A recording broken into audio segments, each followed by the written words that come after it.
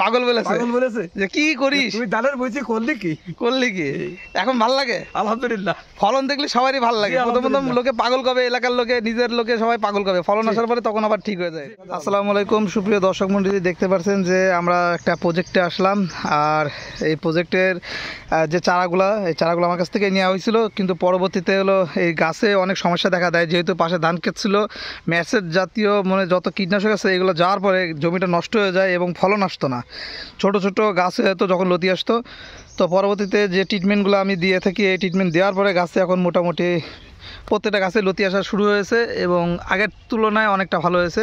তো এই মুহূর্তে আমি দাঁড়িয়ে আছি যে প্রজেক্টের যে মহাজন, তার সাথে কথা বলবো। আসসালামু আলাইকুম, কেমন আছেন? আপনি এবার আস্তে একটু কাছে আসেন, আপনার সাথে হলো যেহেতু কাছে এসে কথা বলি, যেহেতু আপনার প্রজেক্ট। তো আপনি তো ভালো আছেন না? জি ভালো আছি। এই যে আপনার প্রজেক্টে আসলাম, গতবার যে আপনার প্রজেক্টের সমস্যা ছিল, কি কি সমস্যা ছিল এটা একটু আগে বলেন। কি কি সমস্যা ছিল মানে কি, এই যে গাছের ছিল না, গাছের পাতা কুড়ায় যাচ্ছিল, বিভিন্ন সমস্যা ছিল। তারপরে কি হলো, এই ট্রিটমেন্ট দেওয়ার পরে আল্লাহর রহমতে এখন আল্লাহ দিদি ফলন ভালো আসছে, গাছ ভালো আসছে, আগের থেকে ভালো হয়েছে তো ইনশাআল্লাহ, আলহামদুলিল্লাহ ভালো হয়েছে। এখন আপনার কাছে গতবার যখন আমি ভিজিটে আসছিলাম তখন তো আপনার কাছে এই যে লতি ছিল না, এবং যে লতিগুলো বেরোচ্ছিল ছোট ছোট হয়ে গাছ বের হয়ে যাচ্ছিল।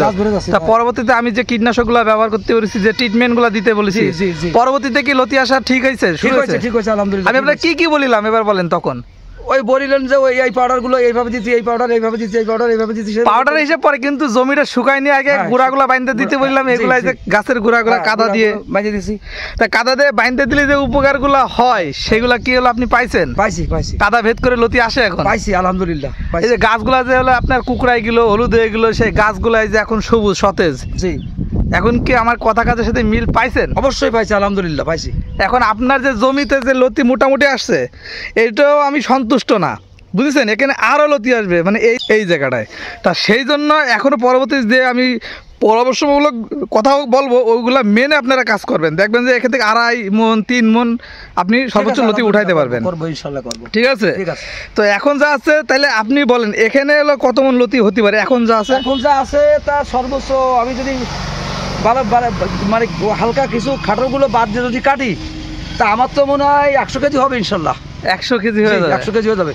তার মানে আরো হলো সামনে আসতেছে, যেহেতু আজকে 100 কেজি হলে 100 কেজি হয়ে যাবে আল্লাহ দিলে। 40 কেজিতে কিন্তু মন। জি আমার জমি আবার 14 শতক। হ্যাঁ এবার মাথায় আছে, জায়গা আবার 14 শতক, তাই 100 কেজি কনফার্ম। তাহলে তো আপনি 5 মণও উঠাতে পারবেন এখান থেকে। পারবো ইনশাল্লাহ, আপনার দোয়া থাকলে পারবো ইনশাল্লাহ। হ্যাঁ আমার তো দোয়া আছে, আমরা মানুষের কখনো খারাপ কিছু বলি না, আর আল্লাহর রহমত। জি ইনশাল্লাহ পারবো। তো আপনারা দেখতে পাচ্ছেন যে লতিগুলো প্রত্যেকটা গাছে কিন্তু এখন কম বেশি আসছে। আর প্রতিটা গাছে কিন্তু কয়টা করে লতি আপনারা দেখেন, 4টে 5টা 3টে সর্বনিম্ন আছে, সর্বনিম্ন 8টা 10টা আছে, 8টা 10টাও আছে। আচ্ছা, তার মানে আমি যে জাতটা আপনারা দিছি, এই জাতটা ঠিক আছে আলহামদুলিল্লাহ। শুধু ট্রিটমেন্টের অভাব ছিল, সমস্যা হয়েছিল। ভাই ওখানে বলেছে আমারে পাগল বলেছে যে কি করিস, তুই ধানের বইছি করলি কি এখন ভাল লাগে? আলহামদুলিল্লাহ, ফলন দেখলে সবারই ভালো লাগে। প্রথম লোকে পাগল কবে, এলাকার লোকে, নিজের লোকে সবাই পাগল কবে, ফলন আসার পরে তখন আবার ঠিক হয়ে যায়। আচ্ছা ঠিক আছে, আপনাকে অনেক ধন্যবাদ। তাহলে আপনি পরশুদিনকে লতিটা কাটবেন, যেহেতু আপনার প্রতিদিনই লতি বেচার জায়গা আছে, তাহলে লতিটা আরেকটু বড় হবে, ওজনেও বাড়বে। ঠিক আছে, 7 দিন 8 দিন পর লতি কাটলে ওইটা হলো একটা অ্যাকুরেট এ গ্রেডের সাইজ হয়। ঠিক আছে, বুঝছেন? ঠিক আছে, ওকে ঠিক আছে, আসেন। তো আপনারা দেখতে পাচ্ছেন যে আমরা আপনাদেরকে জমির ভিডিওগুলো দেখাচ্ছি টুকটাক। আর এই জমিতে অনেক সমস্যা হয়েছিল, সেই সমস্যা থেকে জমিটা বের করে নিয়ে আসা হয়েছে। অনেক টাকায় মোটামুটি খরচ হয়েছে, তো এখন খরচটাও উঠাতে হবে, পাশাপাশি আপনার মনে করেন যে যাতে কৃষক লাভ করে সেটাও আমাদের দেখার দরকার। তো যদি আপনারা আমাদের কাছ থেকে পরামর্শ নিয়ে যদি চাষাবাদ করেন তাহলে আপনারাও লাভবান হবেন ইনশাল্লাহ। আর এখন যেহেতু অনেক তাপমাত্রা, এখন জমিতে পানি কম রাখবেন, মানে ভিজে কাদা থাকবে, যে এই যে জমিটা দেখতেছেন এরকম রাখার চেষ্টা করবেন, এবং সারের মাত্রাটা একটু কমাই দেবেন। তো আপনারা এই যে পরামর্শগুলো আমার কাছ থেকে নিয়ে থাকেন, আমি আরও ভিডিও ছাড়ি, তো পরবর্তীতে আমি ভিডিও ছাড়বো যে পচন যাতে না লাগে বা পচন লাগলে কি করবেন সেই বিষয়ে আমি আপনাদেরকে আরও ট্রিটমেন্ট দেবো। অলরেডি চ্যানেলে আপলোড করা আছে, এগুলো জেনে চাষ করবেন, তাহলে আপনাদের জন্য অনেক উপকার হবে। তো ভিডিওটি এখানে শেষ করব। তো শেষ করে আগে আরেকটা ঠিকানা নিই, আপনার ঠিকানাটা? আমার ঠিকানা আছে থানা মনিরামপুর, জেলা যশোর, ঢাকুরে ইউনিয়ন। ঠাকুরিয়া জি, ইউনিয়ন ঢাকুরে, গ্রাম উত্তরপাড়া। আপনার নাম?